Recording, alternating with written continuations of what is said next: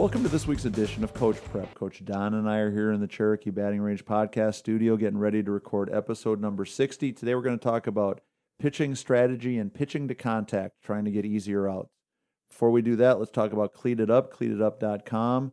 Cleat It Up FP is a communication tool that we want you to use to solve all your communication challenges within your team, within your organization. Go to cleatitup.com and get hooked up with the free app that's going to solve all your communication challenges.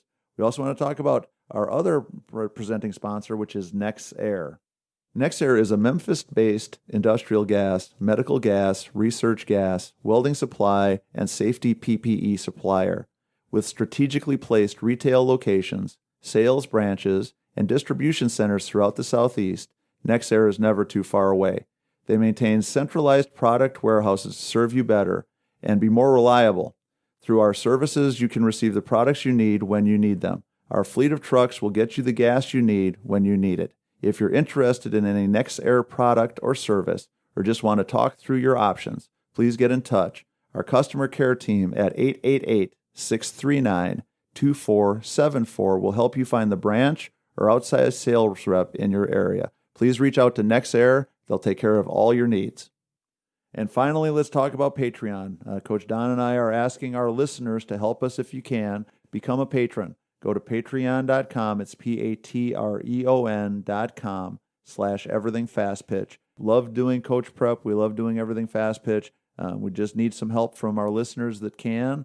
Please become a patron. Support us at either $5, $10, or $20 a month. And that way we can keep all our stuff free. We don't want to become a subscription service. We don't want to have to charge a monthly fee to do it. And if those of you that can help us will do so, then we'll be able to keep right on rocking and rolling.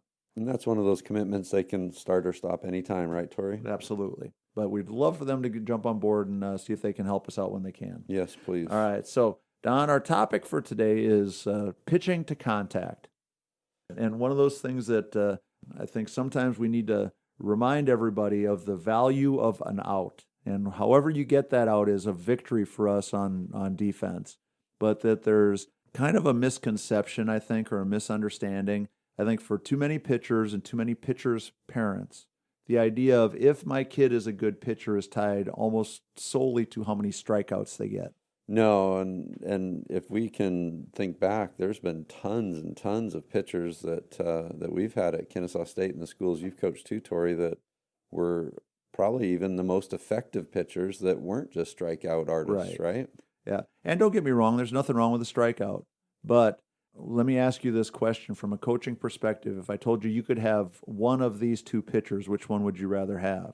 Somebody who throws 2 pitches to a hitter and gets a ground ball to the shortstop and does that 3 times in an inning, so she gets 6 pitches to get 3 outs. Right. Or a pitcher who throws 8 or 9 or 10 or 11 or 12 pitches to every hitter and strikes out all 3 hitters in an inning. After a couple get on base, and yeah. If and even if nobody gets on base, sure. What's better for your team? What's better for your team defense? What's better for your mental health? 6-pitch pitcher who gets you 3 easy outs on 3 easy ground balls in the infield, or being on the edge of your seat for 30 pitches, and knowing that there's a chance we're going to get a strikeout, but there's a chance we could have a walk, and there's a chance that our defense could fall asleep because all they do is watch the pitcher and catcher play catch and wait for the foul balls to come back from outside the field. And often they're standing out there in that 90 or 95 degree heat, just melting away while they're waiting, right? Spacing out, flaking out, whatever it might be. So here's our challenge. Obviously, for most kids who invest the time and effort in pitching, they want to have some sort of payoff for that effort.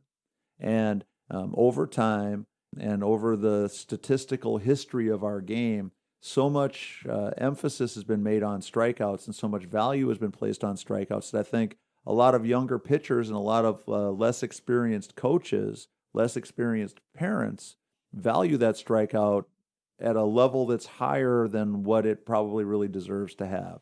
No, I know. And, to your point, Tori, that, the 2 or 3 pitch outs are very effective and efficient. And many times we have to not lose sight of the the fact that we need good defense if we're pushing for that too. Right. And we can't let that slide. Yeah, well, the two have to work together. But the other side of it is that it seems to me that we've got less and less pitchers in the game now that are those truly dominant strikeout pitchers than we used to.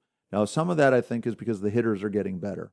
Working. And they're working harder to shorten the gap between them and the pitchers. Do their part, yeah. But I think we have to start to do a better job of helping our pitchers understand and our pitchers' parents understand that our goal is outs.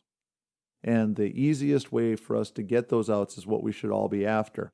So the times I would think that pitchers struggle with that too, and at least when I'm talking to people, is when the pitchers don't feel like the defense is strong enough to support that. So they overdo their pitching side, and they try too hard with their pitching, and that's when you make mistakes too. Right. Well, I think that was one of the reasons why I wanted us to talk about this. So there's nothing wrong with admitting, coming to grips with the fact that my greatest strength is I'm going to get the hitter to hit the ball slightly. I might not be strong enough. I might not be fast enough. My pitches might not have quite enough break on them or quite enough movement on them to get swings and misses all the time.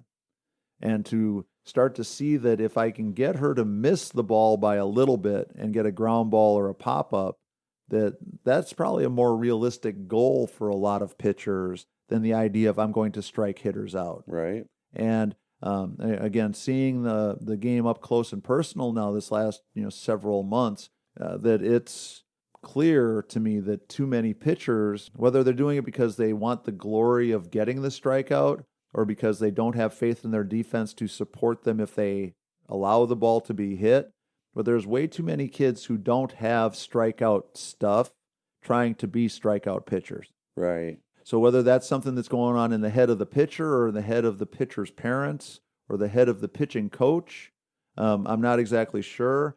But so I think we need to do a little assessment. We need to do a little checking on ourselves, thinking for ourselves about what exactly are the strengths of the pitchers on our team, and what are my strengths as a pitcher. And if I'm that absolute flamethrower that can just blow the ball by people, well, then the idea of me striking people out probably is a reasonable expectation. Fun and exciting and something to work for. Yeah. Now, that still doesn't mean that if I'm a flamethrower that I wouldn't rather have like a one-hopper right back to me so I can get an out with one pitch instead of 3 or 4 or 5 or 6 or 8. But I think that we need to do a better job of convincing our pitchers that the out is the most important thing. And if we can get them to get easy outs for us defensively, it's better for our defense. And honestly, it's better for their longevity. Efficient is good. Right. We want to make sure we're being efficient. Yeah. Well, and a couple of years ago when I first started helping with a travel ball team again, I had the opportunity to call pitches for a pretty talented team. We had 2 pitchers. One was the fireballing strikeout pitcher. The other one got some strikeouts, but she was really much more the pitch-to-contact pitcher. On any given day when both of them would pitch, one game would be this like smooth, a lot of 3 up, 3 down, quick innings. And we would kind of keep track that for the one pitcher, if she pitched 10 innings, chances are, in that 10-inning stretch, she'd have 4 or 5 3 up, 3 down innings that would not have 10 total pitches in them. Cool. Mm-hmm. And she would still give up an occasional run, would still give up the occasional hit because if you're pitching to contact, obviously the ball's going to get hit. But overall was a much more successful and much easier pitcher to play for and play behind than our other girl who had nasty, nasty stuff but didn't always know where it was going. And so for the other pitcher, every out was an adventure. And she had a lot of strikeouts, but I would be willing to bet that the number of strikeouts she had where she also had at least, had gotten to 3 balls, would probably 75% of her strikeouts were full count. A lot of work to get there. Yeah. 75% of the strikeouts I get are also 3-ball counts. That means 75% of the time we're that close to walking somebody. No doubt. And you're on the edge of your seat. Right. And unfortunately, what we saw with that year was that with pitcher A, who got a lot of quick innings and a lot of ground ball outs, and a lot of lazy fly ball outs, that we played much better defense behind her than we did with the other pitcher, even though the other pitcher had a higher percentage of outs that nobody else had to be involved in. Well, and to your point too, you get set on your heels. Right. When somebody's doing it all on their own, it's kind of fun and exciting and all that, but when there is some action, we may not be as prepared as we need to be. Right. Whereas the other, that you need to be on and sharp. Yeah, and you're going to be on point every play. pitch because there's a high likelihood that by the second pitch of the at-bat, something's happened. So I think it makes your defense more consistent behind that person. But the other thing that we wanted to talk about, and Don, you talked about it before, is that if I don't have strikeout stuff, but I'm trying really hard to be a strikeout pitcher, I'm going to be in for a world of hurt because I'm going to be overthrowing, I'm going to be muscling up, I'm going to be trying to throw harder to get that little bit of extra zip to get a strikeout. What happens to mistakes? Yeah, and that pitch is more likely to get crushed than anything else we're throwing. We want to just have a little come to Jesus moment for all of our coaches and all of our pitchers and all of our pitcher parents that start to think about, am I getting people out? Am I getting wins? Is my team being successful? Is my team playing good defense behind me? And decide what your role is in those outcomes. And if it is it's a lot of fun to have a 7-pitch inning and have 3 outs and be back in the dugout versus having a 30-pitch inning to get 3 strikeouts. And your title today, the pitch to contact title of the episode today is exactly what you're talking with. Making pitchers work towards that rather than trying to overdo and overthrow and have an opportunity to make those mistakes. Yeah. And so now just to make sure we're clear, that doesn't mean we're telling a pitcher who doesn't have strikeout stuff that she should be throwing it fat over the heart of the plate. No. What we want her to understand is that by using her control, using her movement, using her ability to hit spots, that she can jam a hitter up and get off the sweet spot and jam her up a little bit and get that weak ground ball to the third baseman. Rather than trying to overthrow to get it by her. Right. And that we can... throwing it across the heart of the plate. Yeah, that we can move the pitch to the outside part of the plate and get that girl out on the front foot a little bit. She hits a lazy pop-up towards the second baseman or a lazy fly ball to right field because we can move it just enough that we get away from the sweet spot of the bat and a little bit out on the end of the bat. I like that you're trying to expose everybody to that conversation. Right. We need to have that conversation so that they feel okay with it. Yeah. Absolute bottom line to it is getting outs is good. And honestly, if I'm a pitcher and it takes me 45 or 50 pitches to win a game, I'm not too worried about having to pitch another game that day or another game the next day or 2 or 3 more games that weekend, because when I start to look at a pitch count of 200, 250 for the weekend versus 200 or 250 for a game.